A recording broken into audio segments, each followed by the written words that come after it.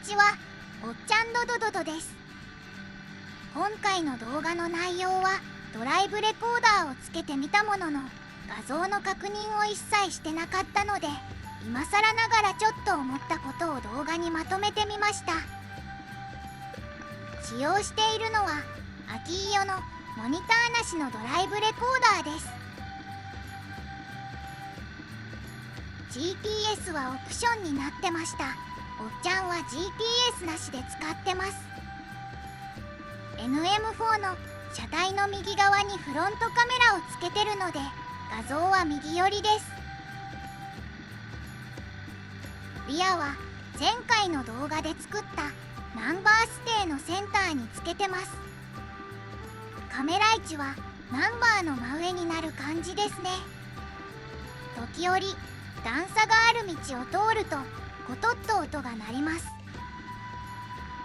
どうやらドライブレコーダーの本体が動いてる感じの音、その音をマイクが拾ってるみたいです。十分に固定しなければ。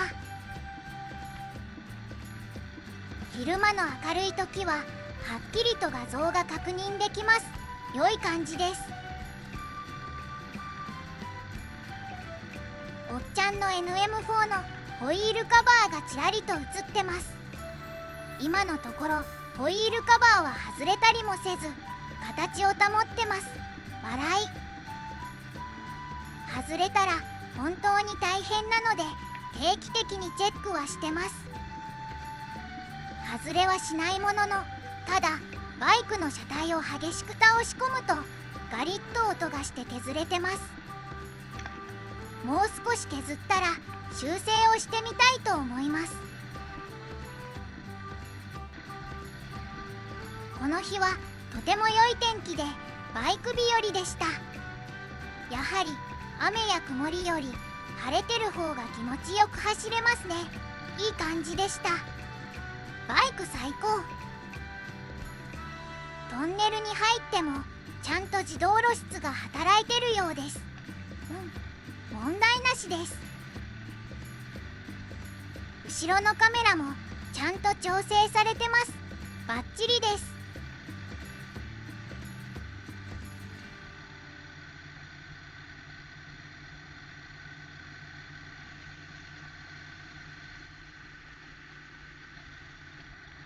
トンネル出口もバッチリ。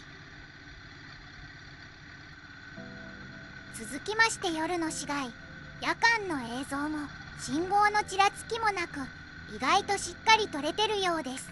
良い感じ。街中だと夜でも街灯や店舗の明かりがあるので明るい感じで映ってますね。フロントカメラも大丈夫そう。こうして見るとフロント両側にカメラをつける方が死角が減りそうなので良さそうな気もしてきました。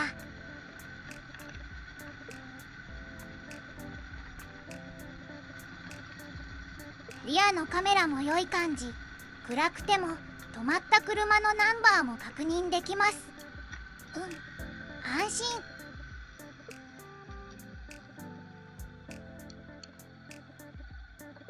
信号待ちなので倍速。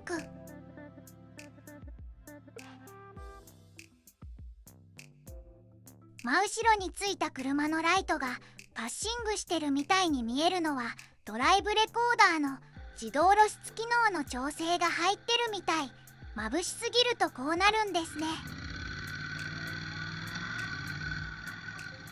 それにしても眩しい。位置的にカメラが低すぎる感じでしょうか。カメラの位置の調整ももうちょっと考える必要がありそう。カメラの映り方、晴れの日の夜は問題ないようです。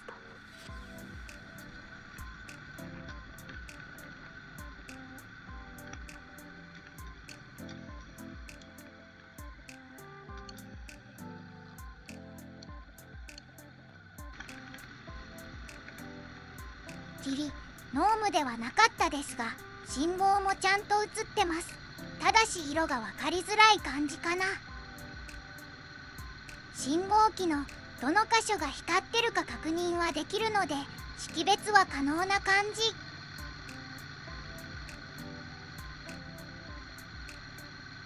霧の時は視界が狭まるので運転には注意ですね。ヘルメットのシールドにも水滴がついて見づらい状態になりました。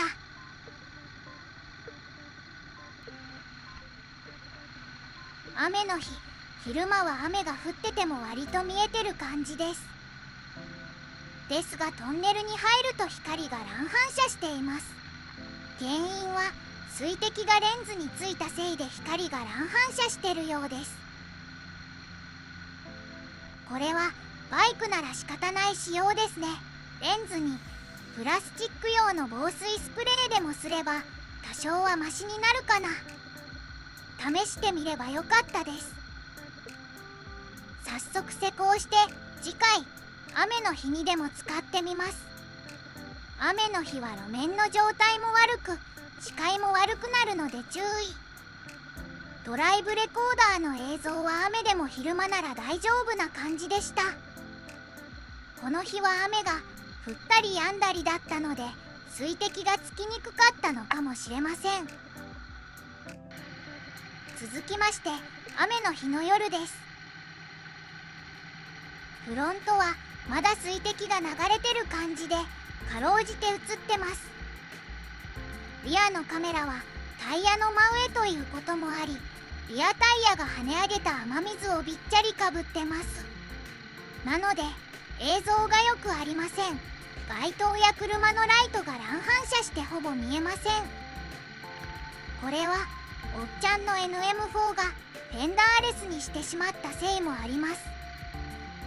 跳ね上げた雨水がかぶらないようにするか何か対策が必要です。